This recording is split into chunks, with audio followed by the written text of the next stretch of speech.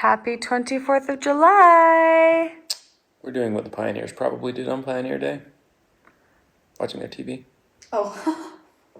Do you think that's, not very respectful to say?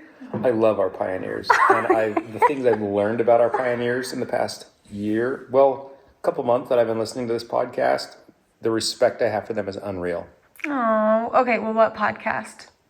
It's called The Standard of Truth, but it talks about what the pioneers had to go through. And it's we don't know a fifth of it. We just don't know anything.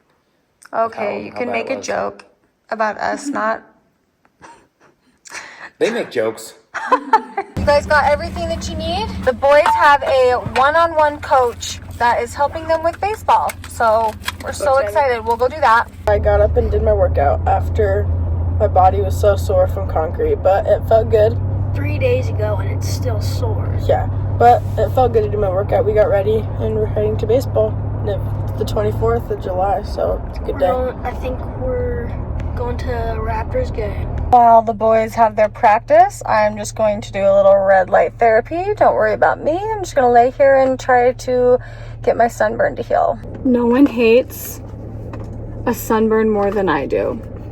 I hate it so much. So I did the red light therapy. Hopefully that will help. And because I do not want my skin to peel, I'm trying to hydrate it as much as possible. These are nice and cooling, and so they're going to take the heat out of my skin. Oh my gosh, that feels amazing. It is a little terrifying to look at. I love these face masks so much. I've used them for so long, and they're really price effective compared to what some places charge for these type of mask. I prefer these kind of gel-like ones over the cloth ones. Maybe it's just a texture thing, or maybe they work better. One thing I like about these though is see how it goes right up underneath your eye. Some masks don't go right up underneath your eye, and so your under eye doesn't get it.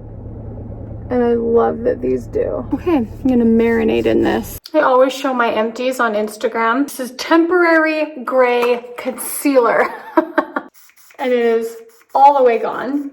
And I like to share my empties because I can show you that I went through an entire bottle of it and it was worth repurchasing. I tried this years ago and I'm like, I hate it. It's not good. Well, I don't know. Maybe I just needed to give it another shot. Here's how I cover my grays. I have to stand in front of the mirror so I can see. First I do around my hairline, and I you don't want to be too close. Oh, it's new. It's powerful.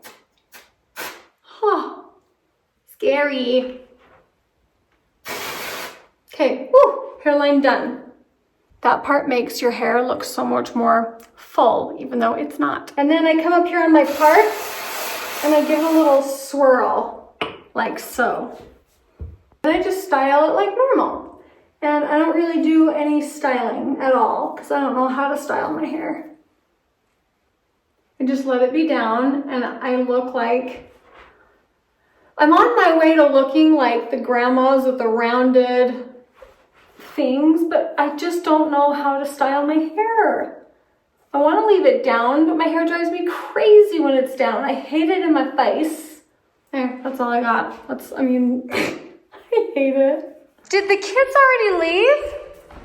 Yeah.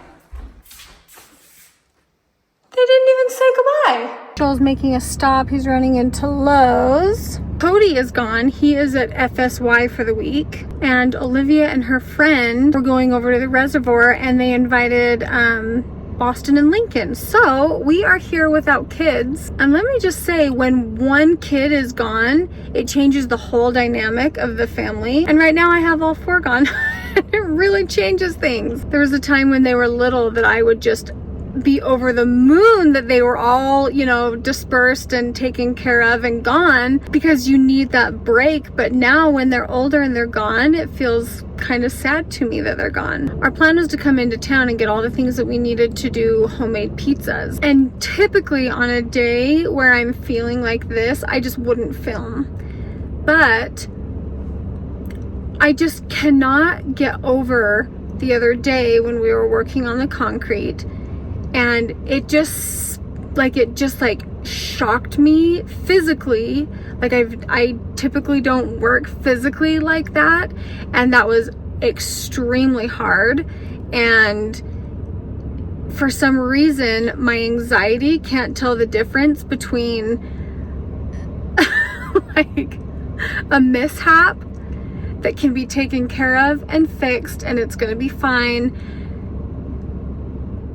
versus something catastrophic. Like my body is reacting in a really awful way. Like my stomach is in such a knot that I feel like I can't breathe, and I don't know, it's just really, I feel stupid saying it, but I think it's just like a shock to my system. And I've done super well with my anxiety and my just like anxiousness, and it just kind of made me spiral a little bit. I just don't feel up to putting a video together and making pizza, and like I just think we're gonna grab some takeout, go back to the house, and just, I don't know, maybe work. I really don't know what the plan is, but I know Joel's like hardly moving. My back hurts so bad. I can only imagine how Joel's feels. Like I can't imagine how Joel's feels.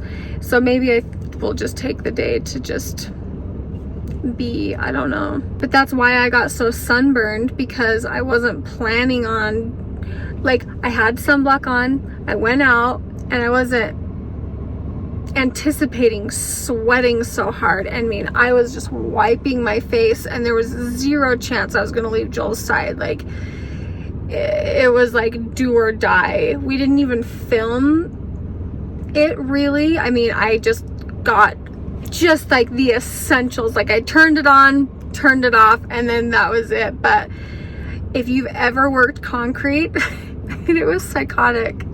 It was psychotic. And when we realized that we were screwed, I mean, that was a really big deal. I mean, there were 12 yards of concrete. And when we realized that it was set up and that we weren't going to be able to, I don't know what I'm doing. I'm like, Joel, you put so much faith in me that I would be able to help. And the kids were working so hard. Lincoln was just like, get a hose, get it wet. And he's like, he was so sweet, and he was working so hard, and he had no clue what he was even doing. I just thought it was really sweet that they were trying so hard.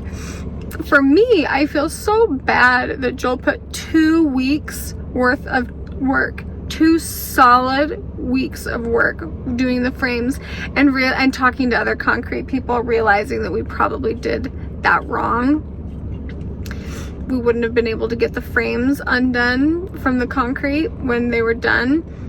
But like, it was so perfect. The slope on it was so perfect. The lines were so straight and perfect. Like, he really did put a lot of effort into it. And I told him, I said, you built an entire house and you never once had to like tear something down, or like you never ruined anything and had to start over.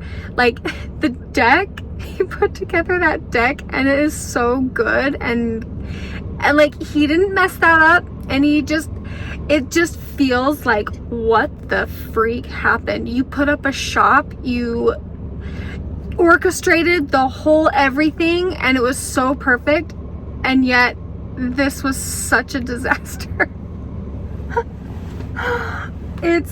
I'm laughing, but also crying, but also like, it was a fever dream. It was psychotic. And then it was drying so fast that we had to make the decision, okay, we actually need to get this ripped out before it solidifies. Otherwise, we're going to have a hunk of just solid concrete that looks like absolute trash. And I was so grateful for Olivia's friend that was there. He literally, it was like I was looking at high school Joel all over again. He was working so hard, and he knew exactly what to do. He's grown up doing concrete. He knew we were in a mess. And it was like, okay, before this dries, we actually have to rip it out. So we all start hand shoveling it, and it was so hard. And just like the despair that came over me again, it was like my brain couldn't wrap around, this is just concrete, not a life altering situation. So I was trying not to have a panic attack in the middle of it, and I didn't, because I was holding it together for Joel, because I knew internally he was feeling the same way. So our thought was, let's just take the top half off, and then we will bring in fresh concrete and have help and redo the top portions of the diamonds. And I don't even know why we decided, because we physically couldn't. We were hand shoveling the top portion off, and we couldn't even do that. It was solidified that fast. And then we didn't have a choice. We had to use the tractor and literally rip everything out. And I mean, it was a really crappy realization. Physically daunting, mentally daunting, just financially daunting. We were so pissed. We were so pissed about wasting all of that, the resources, the money. And that was just like 2 days ago. And then the next day, it's just like, okay, let's just do what we can to fix the situation. Let's call who we need to call. Let's, whatever. Let's get the video up. We've got to get the video up. We've got to, just things that you're obligated to do. And then today was a holiday, and I told Joel, I said, we are taking the day off. And I think everything just kind of caught up to me. And you know what? The pit in my stomach, it feels a lot better now that I'm like voicing what I thought. Anyway, I'll just close the vlog. Thanks for letting me vent. I wanted to tell you the process of what happened anyway. I mean, yikes. And would you look at that? Joel is back on his way. So thank you guys for watching, and we'll see you in our next video. Bye guys.